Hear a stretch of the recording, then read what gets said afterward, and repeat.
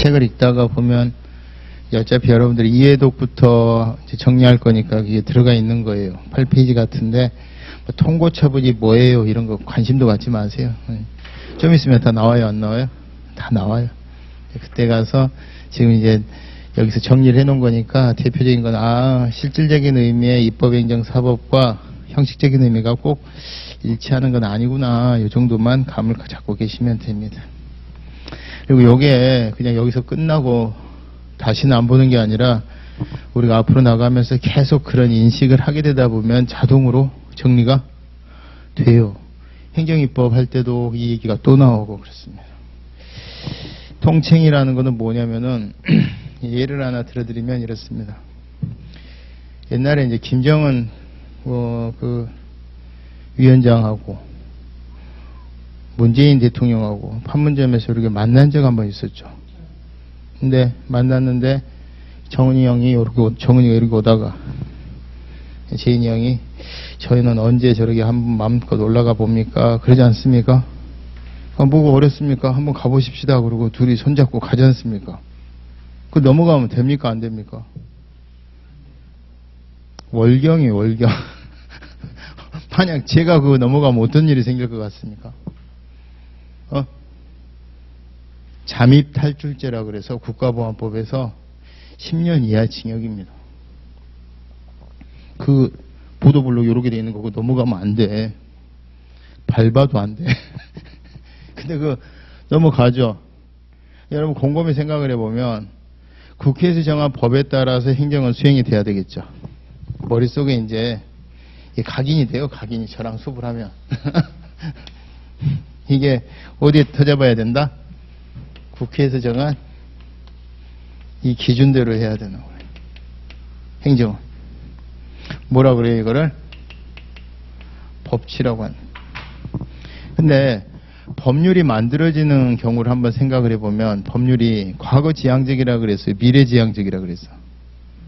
미래지향적이니까 앞으로 일어날 일을 예측을 해서 만든 거죠. 사실 엄밀하게 보면 순전히 미래지향적이라고만 볼 수가 없는 게 과거에 쭉 있었던 거를 우리가 경험했던 치를 기반으로 해서 미래를 예측을 해서 정해놓은 거죠. 근데 이게 사인 간의 관계는 뭐 그런 일이 별로 없지만 공법인 행정법에서는 국가를 유지하는 거란 말이에요. 근데 국가를 경영을 하는데 미래를 예측해서 법을 정해놨는데 예측지 못한 상황이 생겼어. 근데 그 예측지 못한 상황에 혹시라도 대통령이나 국무총리나 이런 애들이 자 법을 지키다가 나라를 망하거나 국익에 저해가 되는 짓을 하는 게 좋을까요? 법을 좀 어겨서라도 나라를 지키거나 국익을 우선시하는 게 좋을까요?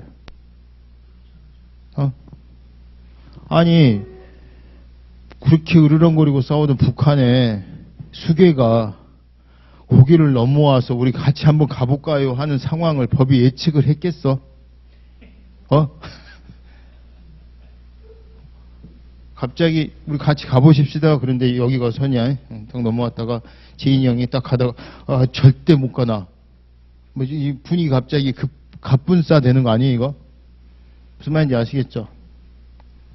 이런 걸 대비해서 이럴 때는 차라리 법을 어겨서라도 나라를 지키거나 나라의 국익이 도움이 되게끔 하라고 뭔가 숨통을 좀 튀어나야 되겠어? 안 튀어나야 되겠어? 이걸 정치라 그래요. 정치. 법은 뭐예요? 법은 세모가 없어요. 네 말도 옳고 내 말도 옳다. 이건 법은 이런 거 없어요. 법은 OX예요. 갑에게 권리가 있으면 을에게 권리는 없는 거예요. 유죄 아니면 무죄지. 유죄인 듯 무죄인 듯 무죄 아닌 너 뭐 이런 거 없어. 무슨 말인지 아시겠어? 행정처분이 적법인 듯 위법인 듯 반은 적법 반은 위법 이런 거 없어요. 근데 나라를 이제 사인 간의 관계는 그래 칼같이 해도 된다 치지만 또 그리고 사인 간의 관계는 자치니까 지들끼리 막 화해해서 정해도 돼. 근데 공법 영역에서 이렇게 칼같이 하다 보면 오히려 이 행정법이 나오게 된 게 국가를 유지하고 국가를 효율적으로 발전시키기 위해서 있는 법인데 이게 국익에 제외되는 경우가 생긴다 안 생긴다? 법을 어겨서도 돼 이런 영역들이 있단 말이에요. 그럼 법을 어겨서도 돼 하는 영역들을 가만히 봤더니 정치적인 영역이에요. 정치는 옳고 그르고가 아니라 세무. 정치를 다른 말로 뭐라 그래요? 타협이라 그래요. 타협. 그러니까 공법 영역에서 법과 정치 그러면은 법은 O 아니면 X 대쪽. 정치는 그냥 타협이니까 자, 법의 목적은 그래도 여러분들이 법학 입문했으니까 법의 목적은 정의라는 거예요. 정의. justice. 정의인데 불의와의 타협이 있어요, 없어요? 법은? 없어요. 불의와의 타협이 없어요. 정치는 있어. 내가 예를 들어서 제3세계 국가의 대통령으로 국민의 여러와 같은 지지에서 대통령으로 당선이 됐는데 국정을 운영하려고 봤더니 관료가 다 썩었어. 경제도 다 썩었어. 언론도 다 썩었어. 여기서 내가 계속 나를 찍어준 국민들의 어떤 뜻을 대변하다 보면은 몸이 분해가 될 것 같아. 암살이 돼서. 자, 이럴 때는 차라리 어떻게 하는 게 좋아요? 장렬하게 독야청청하다가 암살당하는 게 좋아? 일단 불의와 손을 좀 잡는 게 좋아? 불의와 손을 잡어. 그래서 얘네들을 서서히 무장을 완화시키거나 개가천선시키거나 안 되면은 그 사이에 내 세력을 키워나가서 언젠가 업어치게 하는 거지. 그럼 그 과정은 어떻게 되는 거야? 아니, 국민의 뜻을 그렇게 받은 애가 그렇게 불의와 타협을 하면 돼, 안 돼? 되는 영역이 정치라는 영역이에요. 또 이제 하나 이런 예를 한번 해보십시다. 이거는 내가 가정이에요, 가정. 자, 북과 우리 남이 대치 상황에서 북측이 뭔가 도발을 해오잖아요. 그럼 우리가 뭔가 도발을 강하게 응징을 해야 되는데 화났다는 걸 보여줘야 되는데 이게 또 기폭이 돼서 전면전이 되면 안 되잖아. 그러니까 미래를 예측해서 법률로 만들어놨어. 혹시라도 북측이 도발을 해오면 동종화기로 2배를 줘버려라. 그럼 이제 요 국방부 내가 막 장관이고 소대장이고 중대장이면 공무원이니까 지켜야 돼, 안 지켜야 돼? 지켜야지. 그럼 예를 들어서 북측에서 갑자기 소총이 2발이 날라왔어. 그럼 곡사포 쏘면 돼, 안 돼? 소총 4발 쏜다 이 말이야. 공무원이니까 법에 따라서. 대포가 1발 날라왔어. 똥포가 하나 날라오면 똥포 같은 종류로 한 2발을 준다 이 말이야. 갑자기 생각지도 않았던 본토가 막 겁나게 막 장사포가 날라온 거야. 연평도에. 셌어 안 셌어? 막 열심히 세고 있었어. 40까지 세다가 잊어버렸어. 그래서 우리 K9 자주포로 몇 발 보냈어? 80발 보냈어. 근데 그때 당시 전투기가 떴다는 거 아닙니까? 전투기가 떴어요. 전투기에서 이제 이 포가 날라온 지점을 원점이라 그래. 원점. 원점에 대해서 미사일, 이 하늘에서 땅으로 쏘는 거라서 공대지 미사일이라고 합니다. 공대지 미사일을 쏴버리면 걔네들이 장사포를 쏜 거를 어린애들이 쓰는 플라스틱 검으로 친다면 이 립본드로 잘라버리는 거 이거에. 이거 쏘면 돼, 안 돼? 법에 뭐라고 돼 있는데? 동종으로 2배 보내도록 돼 있는데 미사일이라든가 지대지 미사일, 공대지 미사일 쏴버리면 돼, 안 돼? 법의 시각에서 보면 뭐예요? 위법이죠. 근데 만약에 대통령이 발사할 수 있어 없어? 그게 정치적인 영역은 된다 이 말이에요. 우리가 예측지 못한 상황에 대해서 나라를 지키고, 그럼 주로 이 법을 어겨서라도 지켜야 되는 영역이 제일 처음에 출발점은 나라 긴급권에서부터 시작을 해요. 국가를 지키는 걸 뭐라 그래? 국가 긴급권이라 그래. 국가 긴급권이 나라가 정말 혼란에 처하면 우리 이제 내부에 보면 국방부가 있고 행정안전부에 경찰이 있고 그래요. 둘의 역할이 어떻게 다른지 아세요? 뭐라고 설명 못하지만 감은 오지. 그게 중요해. 국방부는 뭐야? 외적의 침입에 대비하는 부서예요. 그러니까 여기는 무기가 셀수록 좋아요, 작을수록 좋아요. 셀수록 좋아. 막 수소폭탄 막 이런 게 있으면 좋아. 근데 행정안전부 산하의 경찰청에 소속된 경찰들은 자, 대상이 누구예요? 우리 국가의 존립을 위태롭게 하는 외적이야, 아니면은 우리 국민이야? 우리 국민인데 마음 같아서는 국뽕에 취한 제 입장에서 봐서는 참 착한 국민들만 있을 것 같은데 그 중에서도 4가지 없는 애들이 있어 없어? 걔네들이 정도가 심하는 걸 뭐로 정해놨겠어? 범죄라고 정해놓고 범죄를 저지르는 자에 대해서는 응분의 조치를 해야 되지만 걔는 누구야? 우리나라의 전복을 획책하는 애가 아니라 질서를 교란시키는 우리 국민이란 말이야. 그럼 얘에 대해서는 무기가 센 게 좋아, 작을수록 좋아? 막 그냥 소매치기 가는데 막 발칸포로 쏴버릴까? 지대공 미사일 쏴버려? 어떻게 해야 돼? 그래서 제일 작게 효율적으로 한다 그래서 경찰들은 그 시대가 언제인데 옛날에 서부 시대에서나 나오는 그 총 쏘면 딸깍딸깍 돌아가는 그 총 차고 다니잖아. 우리나라가 그러면은 돈이 없어서 그 총 차고 다녀? 아니면은 그 총 중에서도 앞에 2발은 또 공포탄이야. 응? 무슨 말인지 아시겠죠?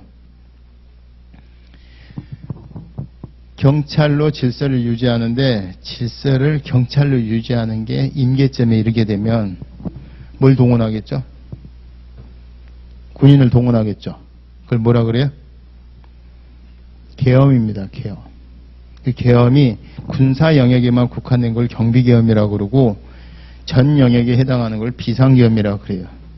그럼 이 비상계엄은 아까 얘기했던 대통령이 아니라 국가 원수로서의 지위에서 나라를 지켜야 되는 입장에서 비상계엄을 선포하는데 비상계엄을 선포하거나 그 지역을 확대하는 조치가 옛날에 볼 때는 이보다 더 덜한 사안에 대해서도 더한 사안에 대해서도 비상계엄을 선포 안 하고 확대를 안 했는데 이번 대통령의 비상계엄 선포 확대는 위법이야 뭐 이런 거 판단 안 한다 이거예요.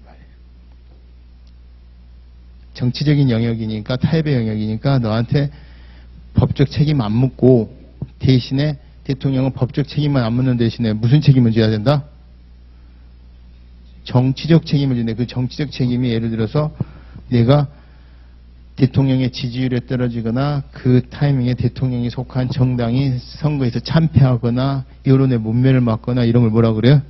법적 책임이 아니라 정치적 책임 내지는 도의적 책임이라고 그러지.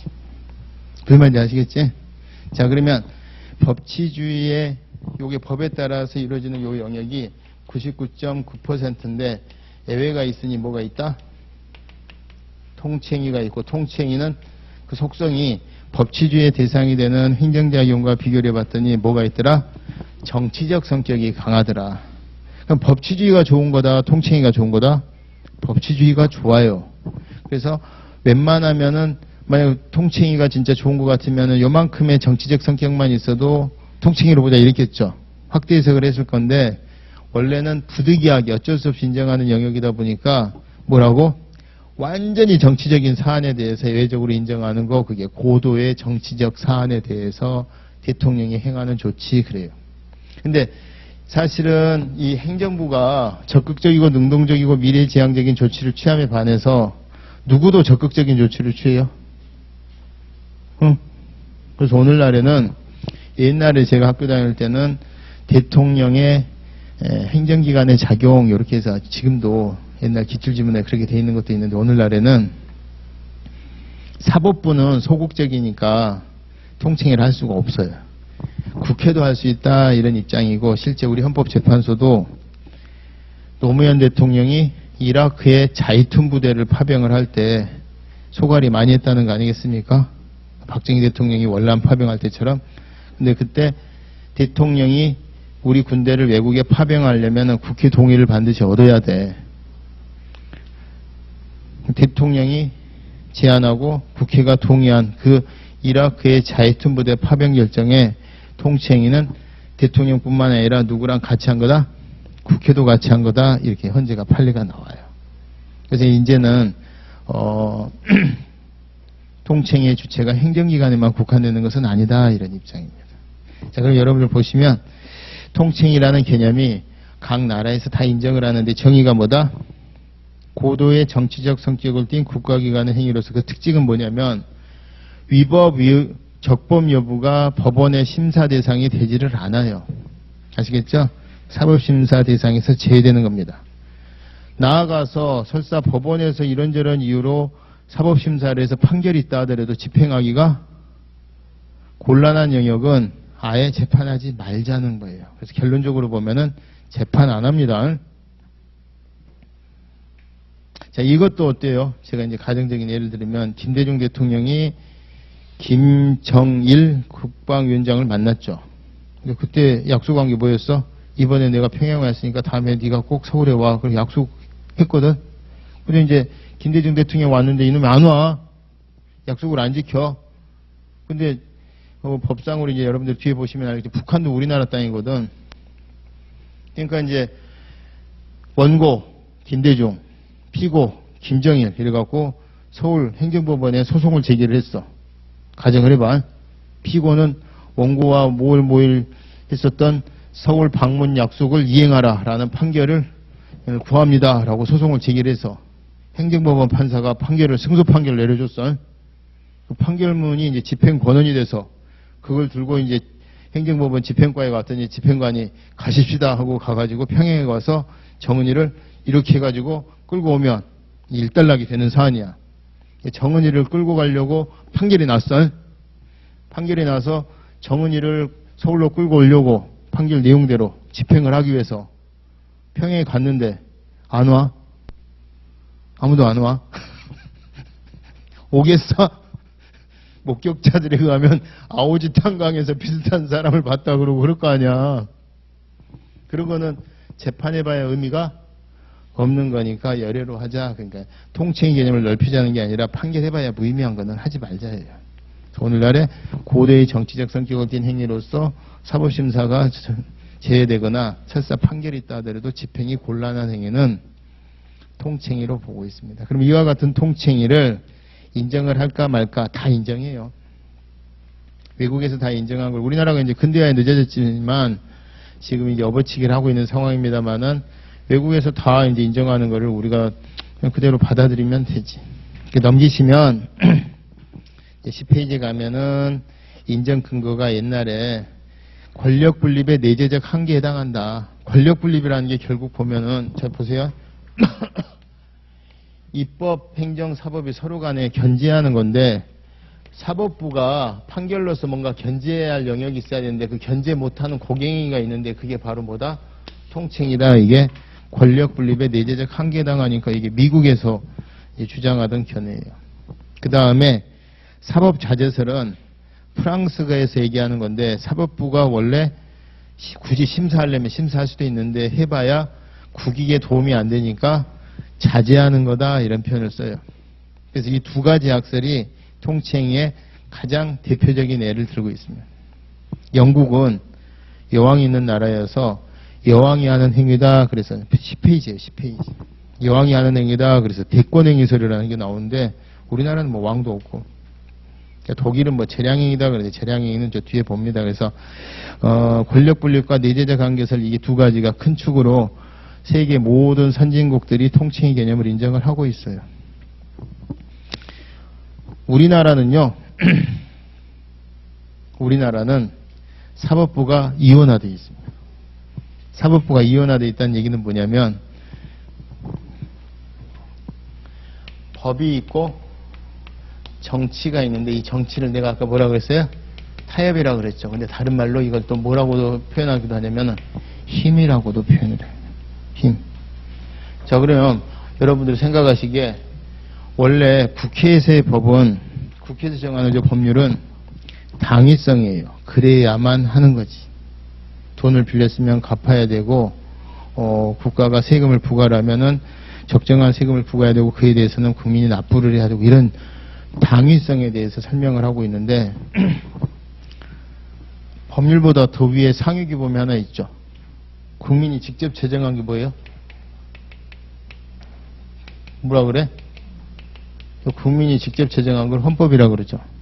그러면 법률은 여기서부터는 머슴이 정한 건데 이 국민이 직접 제정한 헌법은 항상 옳은 것만 들어갈까요? 옳은 것 아니어도 국민이 원하면 들어갈까요? 응? 아니, 원래대로 하면은, 뭐, 예를 들자면, 대통령제가 정말 좋은 적합한 제도고, 모든 법학자들이나 정치학자들이 옳다 그러는데, 국민들이 다 뭐를 선호를 해? 의원내각제가 좋다 그러면 의원내각제로 개헌은 되는 거야. 왜? 국민 대다수가 원하면 그렇게 되는 거예요. 자, 그럼 여러분들이 생각하실 이 헌법은, 그래서 법률이 우리가 가장 중요한, 우리가 속칭 말하는 것에 파업 이렇게 끝나면 다 법률이라고 그랬잖아. 도로교통법, 뭐 국가보안법 다 법률이라고 그랬는데, 대한민국 헌법 이것만 헌법이고, 헌법에는 사실상의 힘이 반영이 되는 거예요. 그러면 만약 헌법을, 법률을 가지고 재판하는 게 법원이라면, 헌법을 가지고 재판하다 보면 자꾸 정치적인, 헌법에는 당연히 정치적인 게 반영이 돼 있고, 헌법을 가지고 재판하다 보면 자꾸 정치적인 성격이 재판 판결이 나올까 안 나올까? 나오겠지. 그래서 우리나라는 어떻게 했냐면, 까마귀 노는 곳에 백주야 가지 말라고, 백로야 가지 말라고 대법원을 정점으로 하나, 아까 제기하겠던 1심, 2심, 3심 대법원을 순수 사법부로 구성을 해서, 대법원이 그 어떤 국민의 여론이나 용화대나 이런 눈치 없이 법률에 따라서만 재판하는 게 순수 사법부로 구성을 해놓고, 헌법을 가지고 재판하는 건 아예 따로 빼놨어. 얘는 원래가 정치적인 성격을 띠니까 안 띠기니까. 그래서 헌법재판소에 헌법을 가지고 재판하는 정치적 사건을 미리 어디로 배당을 해버린 거예요? 헌법재판소로 빼놨어. 그럼 그 헌법재판소에서 주로 하는 게 뭐야? 국회에서 만든 법률을 헌법에 위반됐다고 막 죽여. 위헌법률 심판. 우리 국민이 대다수로 뽑은 대통령을 헌법이나 법률에 위반됐다 그래서 임기가 남았는데 배지를 떼버려. 뭐예요? 탄핵. 정당이, 국민의 대다수의 정당이 만들어졌는데 그 정당을 만약에 국민들이, 독일로 한번 가볼까요? 독일. 나치당에 독일이 완전히 미쳤었잖아. 우리 히틀러 그런데 그런 거를 만약에 지금에 빗댄다면 헌법이 어긋난다고, 국민 대다수가 원하는 당인데 헌법이 위반됐다고 해산시켜버려. 응? 이런 역할을 하는 게 뭐다? 정치적으로 민감한 사건을 아예 뒤로 빼놓은 게 헌법재판소예요. 헌법재판소는 원래 정치적인 성향이 좀 있어요, 없어요? 있고, 대법원은 순수하게 하라고 만들어놨는데 합해서 사법부라 그러거든. 헌법재판소에서조차 나는 이건 너무 세서 못하겠는데 이런 것들이 있겠어, 없겠어? 그래서 헌법재판소는 주로 대부분의 헌법재판소가 통칭위를 심사할 때, 안 할 때 근거로 삼는 게 사법자재설을 취합니다, 주로. 느낌이 어때요? 사법자재설은 권력분립의 내재적 한계하고 다르게 권력분립은 할래도 못한다는 개념이고, 사법자재설은 뭐 어떤 뜻이야? 하긴 하는데 득보다 실이 많으니까 나 자제할래, 이런 개념이지. 그래서 대법원은 주로 권력분립설을 많이, 한계당한다는 표현을 많이 쓰고, 헌재는 사법부가 자제돼야 된다, 이런 표현을 많이 써. 실제 옛날에 시험에서는 이라크 자이툰 부대 관련해서는 헌재가 자제한다는 표현이 시험에 나오기도 했습니다. 여러분 시험 말고. 자, 그러면 11페이지에 가서 통치행위는 법에 아무리 봐도 없어요. 성문법에는 없고, 대법원이나 헌법재판소가 재판하는 과정에 이거 너무 정치적 성격이 세서 나 재판 못하겠는데 하고 각하를 하면서 나와요. 각하 판결. 그래서 보시면 11페이지에 통칭의 긍정이라고 돼 있죠. 도표의 가운데. 그거만 외우시면 돼. 앞자 따서 외우고 이런 거 하지 말고 자주 보면 된다, 안 된다? 자주 보면 돼요. 짝꿍 이름 외우듯이. 자, 그러면 계엄 선포, 비상계엄 선포 확대, 이게 대표적인 뭐예요? 통칭이야.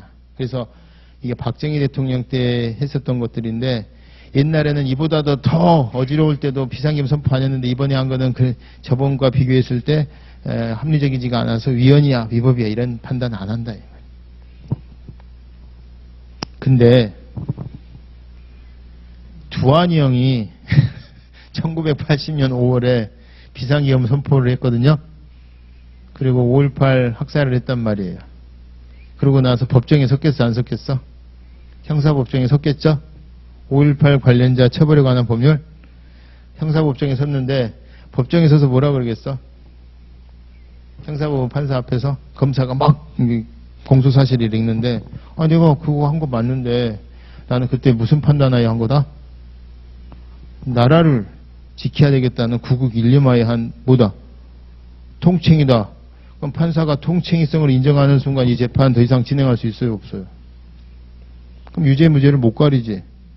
너 집에 가렴 이렇게 돼야 되는 사안인데 이게 어디까지 올라갔다? 대부분까지 올라갔겠지.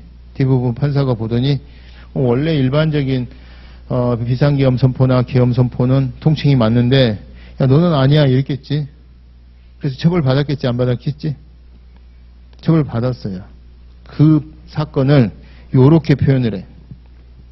11페이지에 비상계엄 선포 확대 행위 그 옆에 보면 그 비상계엄 선포 확대가 국헌문란 목적을 달성하기 위하여 행해진 경우 그 자체가 5.18 관련법에 따라서 처벌하도록 되어 있는 범죄 행위에 해당한지 여부에 대해서는 통칭이성을 부정하니까 너는 유죄야 이랬단 말이에요. 자, 근데 이거를 시험에 나올 때 뭐라고만 쓴다고? 딱 요렇게만 써. 비상계엄 선포 및 확대가 국헌문란 목적 달성을 위해서 행해진 경우 그 자체가 범죄 행위에 해당, 더 줄여가지고 비상계엄 선포 확대가 범죄 행위가 해당하는지 여부에 대해서는 통칭이성을 부정했다 이렇게 나와. 이것만 보고 이게 전두환인지 어떻게 알아? 약속이야. 이거를 판결문을 A4 용지 한 장으로 써놓고 1번 지문 이러면 여러분들 환장하겠죠. 그러니까 이렇게 줄여놓은 게 이제 우리 수험생 입장에서 어떻게 해야 된다? 통칭이는 비상계엄 선포 확대, 비상계엄 선포 이렇게 나오면 통칭이고 혹시라도 그 뒤에 범죄 행위에 해당하는지 여부 나오면 두한이 형이구나. 그러고 이건 아닌지 이래야 돼. 어렵죠? 어려울 거 없어. 나중에 이제 다 정리가 돼. 자, 그럼 어때요? 비상계엄 선포 확대가 통칭이란다. 근데 뒤에 범죄 행위에 해당하는지 여부. 왜? 두한이 형은 나라를 위한 게 아니라 국회에서 5.18 관련자 처벌에 관한 법률에 입각해서 보면 너는 정권 찬탈을 위해서 쿠데타를 위해서 비상계엄을 선포한 거 아니냐 이런 뜻이야. 무슨 말인지 아시겠죠? 자, 그럼 어떻습니까? 통칭, 법치주의 관련해서 통칭의 개념 알고 통칭에 대해서 비상계엄 선포 확대 통칭이 그러고 뒤에 범죄 행위에 해당하는지 여부 하면은 그건 아니고 이렇게 되면은 외울 게 막 늘어나는 느낌이에요. 비상계엄 선포 확대에 비해서 두한이 형 사례를 보니까 뭔가 더 정리되는 느낌이야. 공부 그러게 하는 거야, 공부를. 법학은 그렇게 해야 돼. 막, 1, 2, 3, 4 할 때 4까지는 알았는데 5 오니까 막 1부터 4까지도 막 흔들리고 이러면 안 돼. 살이 붙을수록 더 재밌어지고 막 이래야 돼. 제 시간이니까. 그, 대중이 형이, 김대중 대통령이 대통령이 되고 난 다음에, 의례적으로 하는 얘기죠. 정의를 한번 보자, 이런 얘기를 한 거지. 근데, 왜 베를린 선언이라 그래. 진짜 화답이 왔어. 그래, 한번 봅시다, 이렇게. 당황했어, 안 당황했어? 일단은, 정상들이 만나는 거는 뭐라 그래요?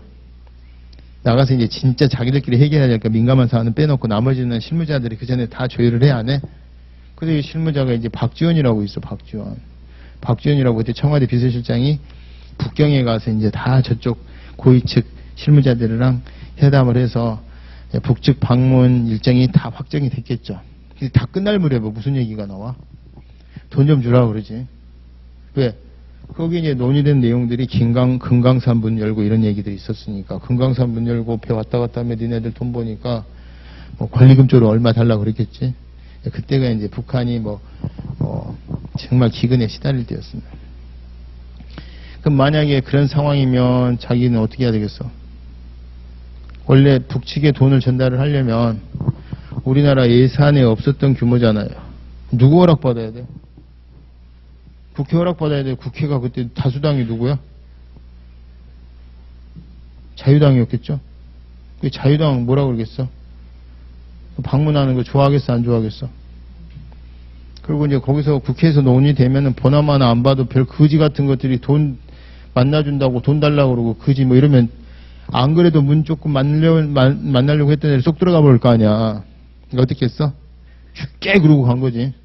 그리고 죽게 그러고 그냥 간 거야. 그 관계가 어디로 갔느냐? 현대에서 이제 돈을 조달을 한 거예요. 4천만 불인가? 뭐 모르겠습니다. 돈을 조달을 했어. 주고 이제 북측 이제 남북 정상회담이 나름 성황리에 끝났습니다. 끝나고 난 다음에 이제 그게 이제 불거진 거지. 그러면 이제 그게 이제 뭐가 됐냐면은 우리나라 현행법에 비춰보면 외국환 관리법이라는 게 있어요. 외국환이 뭐냐면은 우리나라 돈이 우리 영토 바깥으로 나갈 일정 규모 이상이 나가게 되면 우리 이제 경제당국에 신고해야 돼. 경제당국이라는 게 옛날에는 재경부 장관이었는데 지금은 이제 기획재정부 장관이겠죠. 신고해야 되고 그 돈이 혹시라도 북한으로 들어가면 통일부 장관 승인도 받아야 돼. 자, 그럼 이 절차 다 생략하고 쉬쉬하고 갔을까? 그냥 떠들면서 갔을까? 그러니까 그 절차를 안 지켰겠지. 외국환 관리법 위반으로 박지원 청와대 비서실장이 걸려 들어간 거야.